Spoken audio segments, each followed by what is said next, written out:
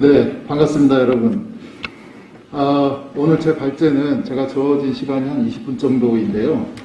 지난 그 8월 12일 또는 8월 11일 그 토론회에서 지금 쌀값 폭락과 관련해서는 농민단체나 또 여타 그 조직에서 그 쟁점에 대해서는 많은 얘기를 해주셨어요. 그리고 아마 오늘 토론자 중에서도 쌀값 폭락의 쟁점에 대해서도 토론 때 또 말씀을 하실 것 같아서 저는 이제 쟁점 부분은 간략하게 좀 짚고 넘어가고 단기하고 중장기 대책 중심으로 여러분들께 좀 말씀을 드릴까 합니다.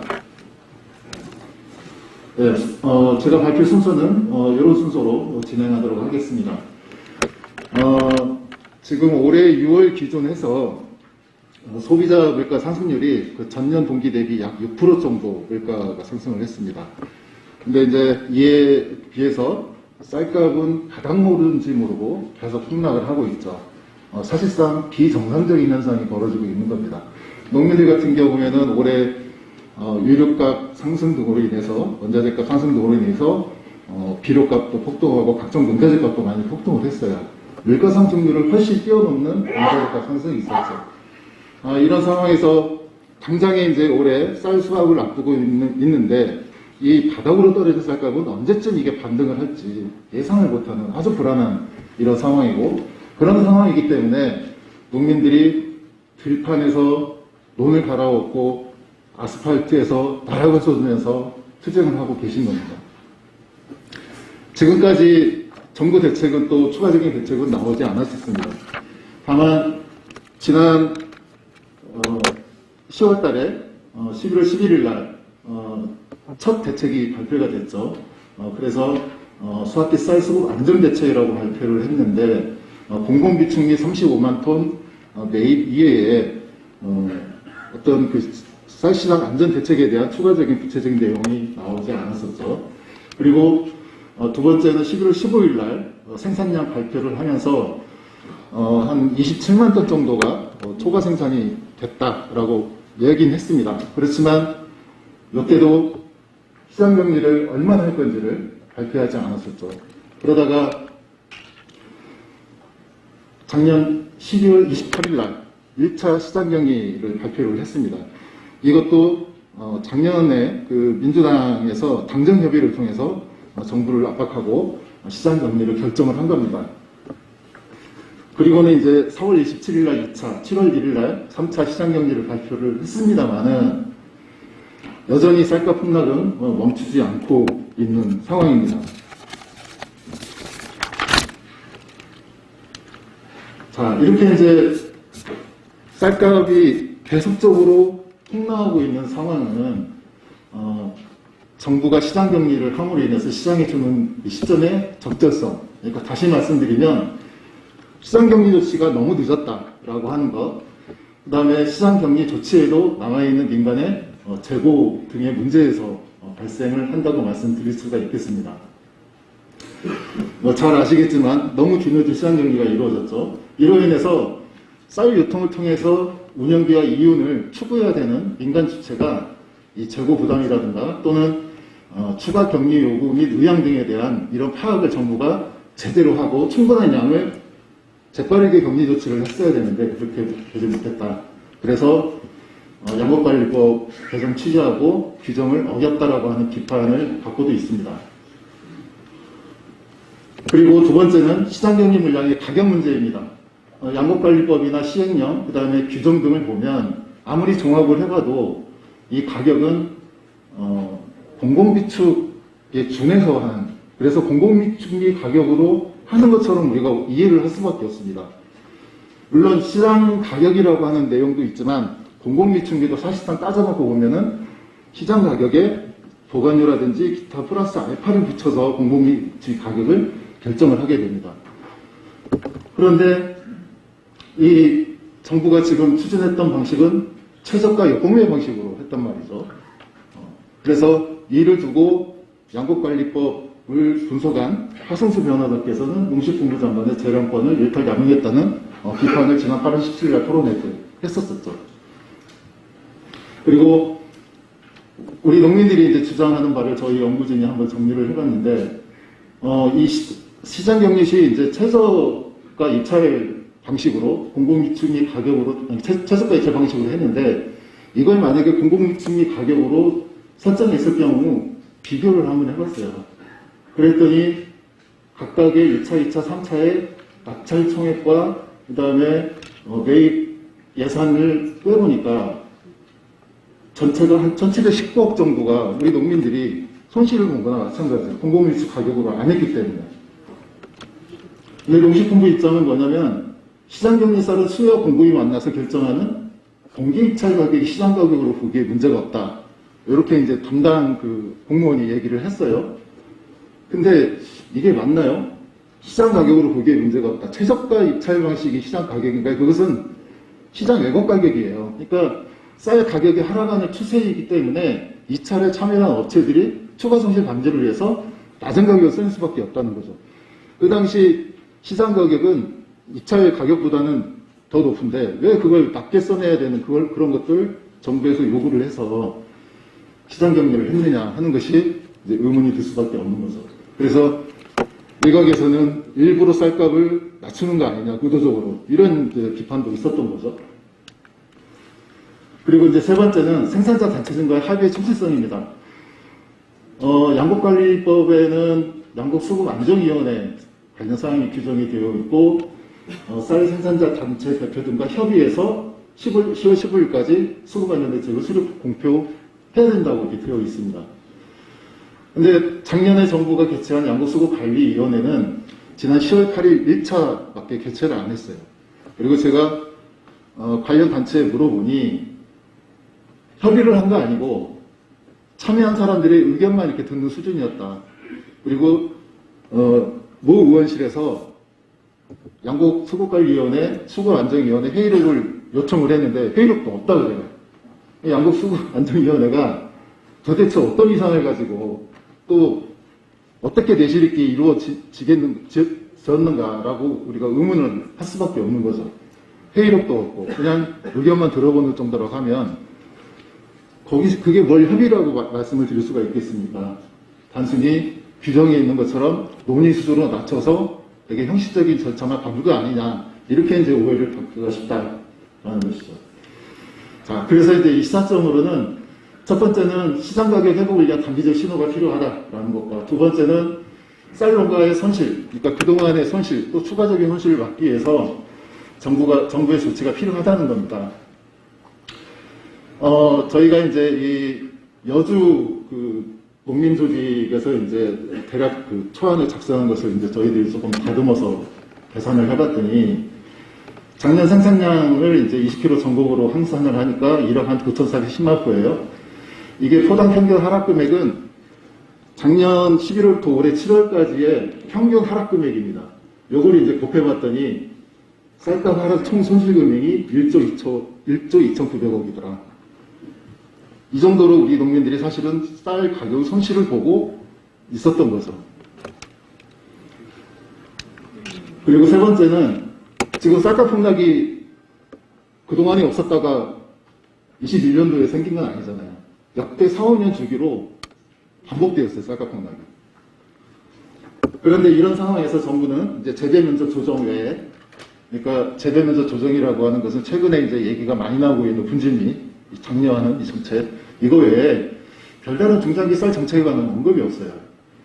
그래서 지금 그 목표 가격이 폐지된 그 상황에서 쌀 정책의 방향성과 목표를 다시 설정할 필요가 있겠다.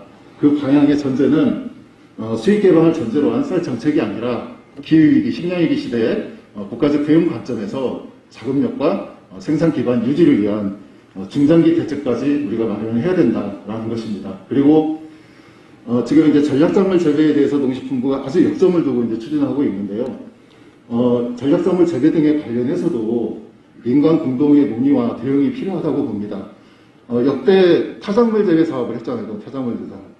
근데 3년 하다가 끝이고 3년 하다가 끝이고, 그래서 쌀이 타작물로 전환을 해 가는데 정책이 중단되면서 다시 쌀 생산량이 늘어나는 이런 문제가 발생한 거죠.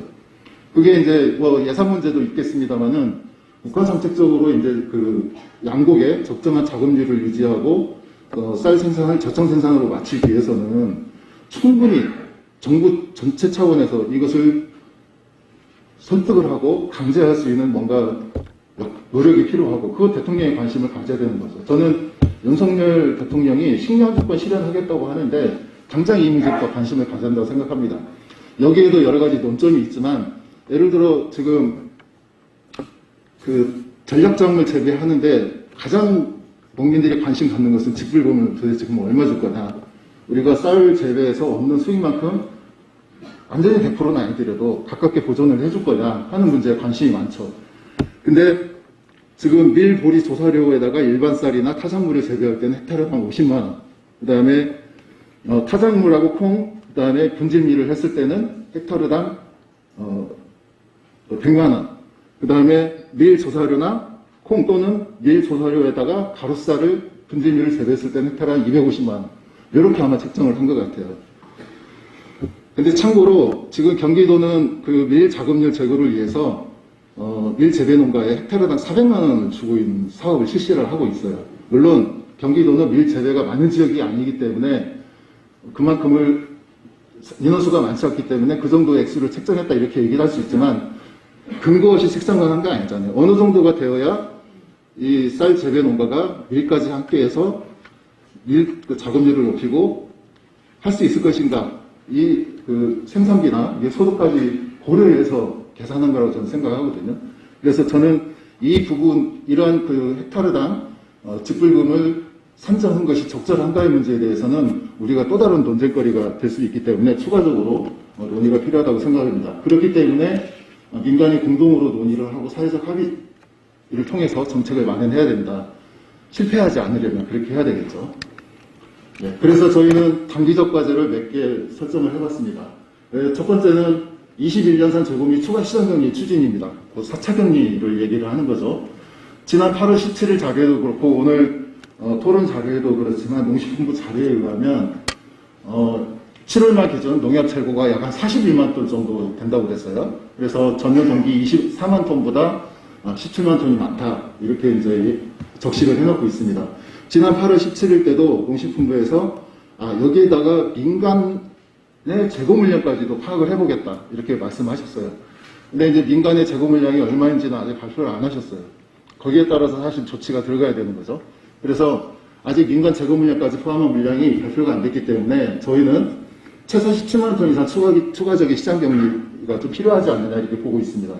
아까 민주당 의원님께서 당론으로 10만 톤 추가 격리를 말씀하셨는데, 만약에 10만 톤을 하려면 뒤에 전제가 붙어야 됩니다.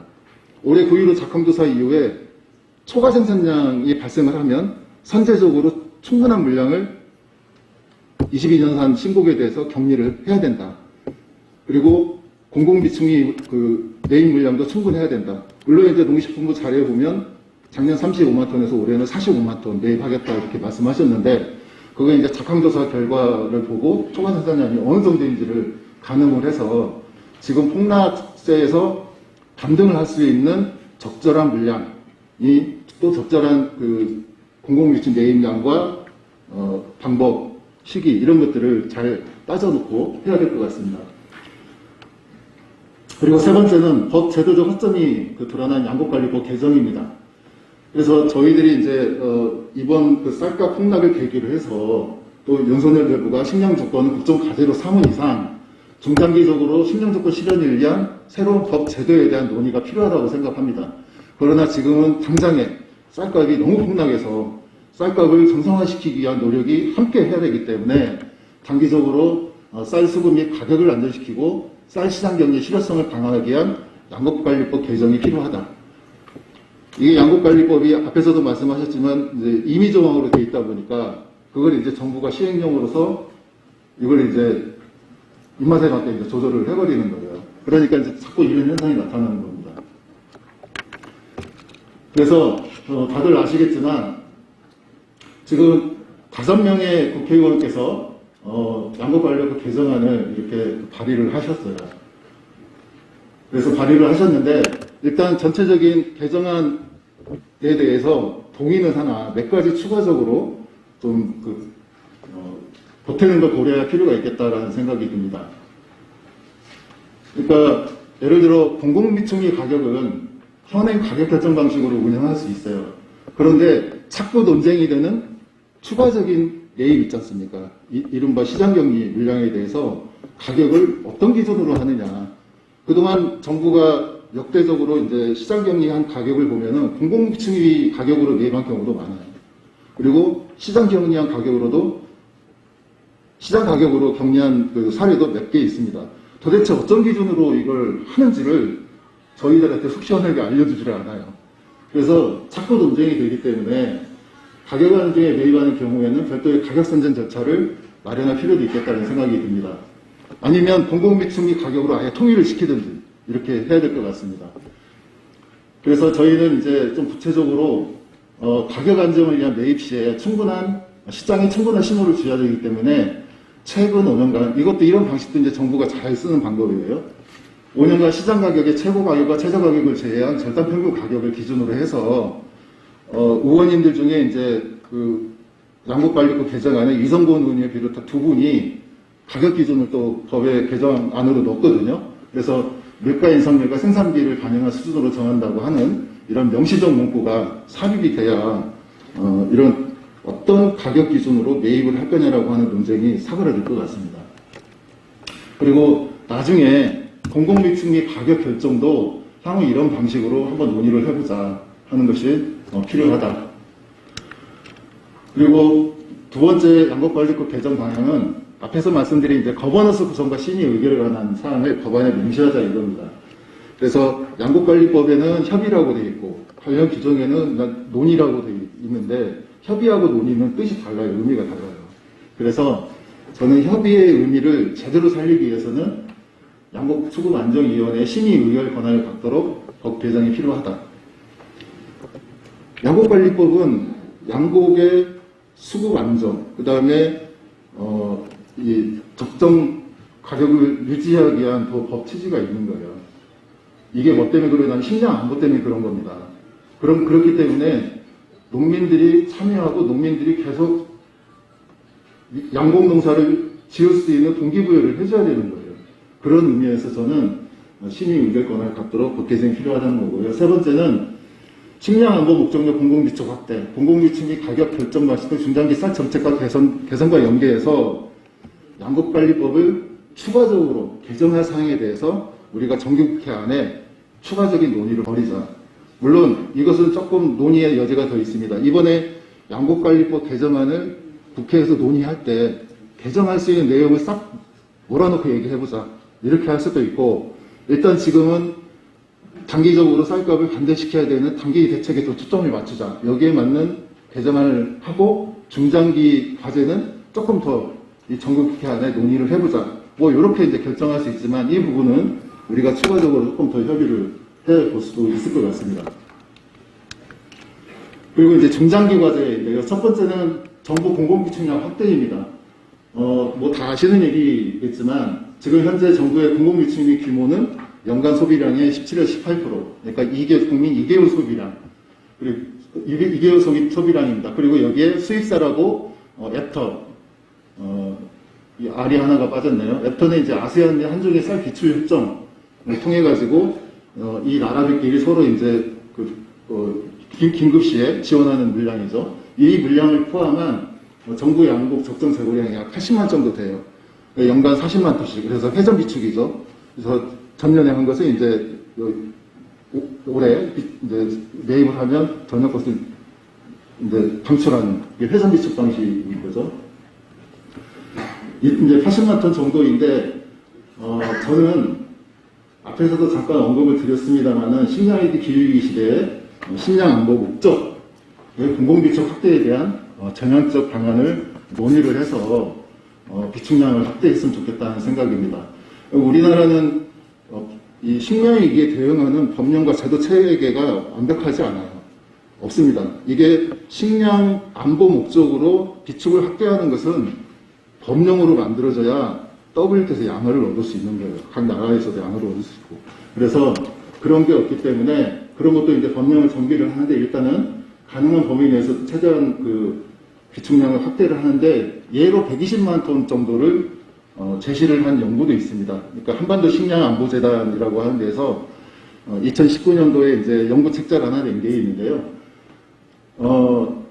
그때 그 연구 책자에서는 남북의 긴급한 통일이 이루어졌을 경우에 이 정도의 물량을 우리가 비축하고 있어야 바로 대응할 수 있다라고 해서 120만 톤을 제안을 했습니다. 이번에 윤석열 대통령이 8.15 광복절에 담대한 구상을 얘기를 했죠. 근데 북에서는 국방기도 않겠죠. 왜 그러냐면 알맹이가 없으니까. 그동안에 이런 과정을 통해서 예를 들어 한반도 통일이 아니더라도 한반도의 교류 협력을 위해서 일단 식량을 이 정도로 비축하고 북이 원하시 우리는 얼마든지 해줄 수 있다라고 하는 사전에 구체적인 이런 조치들이 몇 개 있었다면 그래도 신뢰가 어느 정도 형성이 됐을 텐데 그런 거 아무것도 없이 담대한 구상이라고 얘기를 하면 북에서는 어떤 신뢰감을 가지고 거기에 호응을 해줄까요? 그래서 저는 이런 그 기후 위기로 인한 여러 가지 이제 그 위협, 그 다음에 한반도의 통일 전 단계의 어떤 협력 이런 것들을 위해서 120만 톤까지 우리가 확대하는 것까지 한번 고려해보자. 그리고 이를 위해서 우량유제 보전 계획도 세우고 밀콩 등 전략 작물의 재배와 비축 등 식량 안보 목적의 공공비축 확대 방안을 민간이 공동으로 협력해서 한번 수립을 해보자. 그리고 이를 사회적 공론화하고 합의하는 과정을 통해서 정말 윤석열 대통령이 저는 식량 주권 국정과제 하나만 잘했으면 좋겠어요. 직불제 5조 원하고. 그러기 위해서는 민관 협의와 사회적 공론화 이게 충분히 돼야 된다는 말씀을 드리고 싶습니다. 그리고 국민들에게 식량 주권의 확보에 대한 인식을 제고하는 계기로 이러한 공론화 과정을 삼았으면 좋겠다. 그리고 두 번째는 이제 중장기 과제 두 번째는 대외 원조 확대입니다. 잘 아시는 것처럼 우리나라도 이제 쌀을 해외에 원조하는 나라가 됐어요. 그래서 연간 한 5만 톤 정도를 4개에서 6개 나라에 지원을 하고 있습니다. 그리고 2020년 기준으로 해서 WFP 기구 내 세계 11위의 공여국에 위치해 있습니다. 그래서 우리가 과거에 어려울 때 많이 원조를 받았어요. 그런 만큼 우리도 이제 앞으로 좀 대외 원조를 확대하자. 그 중에서도 쌀 원조 물량을 확대해서 그 원조 물량을 안정적으로 유지하고 쌀 생산 기반 유지라든지 또는 수급자들 기여에 모색할 수 있는 방법을 찾아보자라고 하는 것입니다. 그리고 이 대외 원조 물량 중에 40만 8천 톤의 수입쌀 물량을 관리하는 방안도 함께 적극적으로 검토해보자입니다. 이건 아무런 근거가 없이 주장하는 게 아니라 일본의 경우에도 해외 원조 물량 중에 MME 쌀 비중이 전체 물량 중에 69.7% 정도 차지했고 국내산 쌀에 비해서 2.3배나 나눴습니다. 물론 그 이후에 WTO에서 이제 좀 제동을 걸었어요. 그러니까 수입쌀과 자국쌀의 동동성 문제라든지 이런 문제 몇 가지 문제를 가지고 제동을 걸어서 일본의 경우에 대외 원조 물량 중에 MME 쌀 물량을 좀 줄이긴 했습니다만은 이것은 그 동동성이나 요구하는 부분에 어떻게 맞추냐에 따라서 우리가 물량을 탄력적으로 정할 수 있겠다라고 하는 생각이 들었습니다. 그리고 세 번째는 쌀의 생산 기반 유지하고 적정 생산입니다. 다 아시는 것처럼 이 쌀은 우리나라 이제 주식이고 우리나라 식량 자금률의 기초를 유지하는 것이기 때문에 단순한 수급 조절을 관점하는 데서 접근하면 안 되고 이 생산 기반의 유지와 적정 생산, 그 다음에 곡물 자금률 제고, 농가의 소득 이런 것들을 종합적으로 고려하는 정책 설계가 필요하다라는 것입니다. 그러기 위해서는 이제 타 작물 재배 지원 사업의 지속적이고 안정적인 그 추진이 필요하다. 그 다음에 과일 생산을 방지하기 위해서 다수학 품종을 재배를 줄이고 고품질 쌀 품종 재배로 전환이 필요하다 등등 몇 가지 세부적인 과제가 있을 것 같습니다. 그리고 네 번째는 이제 생산 소비 통계 신뢰성입니다. 우리 농민들이 이제 이 쌀값이 떨어지면 성질나서 얘기하는 몇 가지 중에 하나가 이제 마지막에 나오는 게 뭐냐면은 통계를 우리가 믿을 수 없다 이제 이런 말씀을 자주 하세요. 그래서 이 쌀 생산 통계를 어떤 방식으로 하냐 보면은 좀 허점이 있는 것이 나타납니다. 표본구역 재배 면적의 단수를 곱하는 추계 방식으로 진행이 되고 있고 연도별로 달라질 수 있는 감모율이나 현백률 등을 매년 동일하게 적용하고 있어요. 그리고 생협식의 작황조사 등 횟수화 방식이 정밀하고 고도화되어 있지 못합니다. 이런 것들을 이제 개선해야죠. 우리나라도 이제 선진국 대회를 섰지 않습니까? 이 통계량 하나도 이렇게 후져서는 안 된다고 생각을 해요. 그리고 소비 통계 같은 경우에는 통계청에 1인당 쌀 소비량을 적용해서 계산되는데 통계청은 1인당 쌀 소비량이 가군의 1의 소비량과 외식시 1의 소비량이 동일하다고 가정을 하고 있어요. 동일할 수가 없죠. 우리가 외식은 뭘 많이 먹어요? 고기. 밥은 반 공기, 3분의 1 공기 먹고 말잖아요. 근데 동일할 수가 없죠. 그래서 이런 부분까지 고려해서 생산 소비 통계 신뢰성을 좀 확보를 하고 저는 개인적으로 아예 좀 큰 얘기인가요? 농업 통계는 아예 다시 가져왔으면 좋겠고 안 되더라도 쌀 생산비하고 양곡 생산비 이런 것들은 농지청에 다시 가져왔으면 좋겠어요. 좀 더 정밀하게 계산할 수 있게. 그래서 그렇게 해서 생산 소비 통계의 좀 고도화가 필요하다. 신뢰성을 높이기 위한 이런 말씀입니다. 자, 이제 마지막입니다. 쌀값 폭락 사태를 통해서 우리가 식량주권 관점의 쌀 정책 재설계를 한번 염원해 볼 필요가 있겠다. 꼭 그렇게 해야 되겠다는 생각이 듭니다. 그래서 앞에서 말씀드린 것처럼 쌀값 폭락에 대한 실효적인 단기 대책과 더불어서 현 정부의 국정 과제 중에 하나인 식량주권 확보, 그 다음에 농가 병행 안전 강화를 위한 중장기 대책 마련이 절실히 필요하다. 그래서 현 정부의 국정종합계획서를 보시면 식량주권 확보와 농가 병행 안전 강화라고 적시가 되어 있는 세부 내용이 지금 별표 표시된 게 세부 내용입니다. 다 이렇게 하면 좋겠죠. 네. 좋겠죠. 그러나 이게 제대로 이루어질 수 있을지 걱정입니다. 왜 그러냐면 한 번도 이 문제에 대해서 생산자 조직과 그 다음에 소비자 조직과 우리가 이러한 국정과제를 이행하기 위한 논의를 제대로 해보자라고 하는 제안이 한 번도 없었었고 그렇다고 해서 정부가 기초안을 세우는데 공개된 것도 종합적으로 공개된 것도 없습니다. 그래서 어떤 정책이든지 간에 정부가 일방적으로 설정하고 추진을 반드시 부정행위 발생할 수밖에 없기 때문에 이번 쌀값 폭락 사태를 계기로 해서 이 농업계들과 식량주권 관점에서 제대로 된 이 양곡 정책의 재설계 추진이 필요하다라고 말씀을 드릴 수가 있겠습니다. 자, 이상으로 제 발제는 마치겠습니다. 고맙습니다.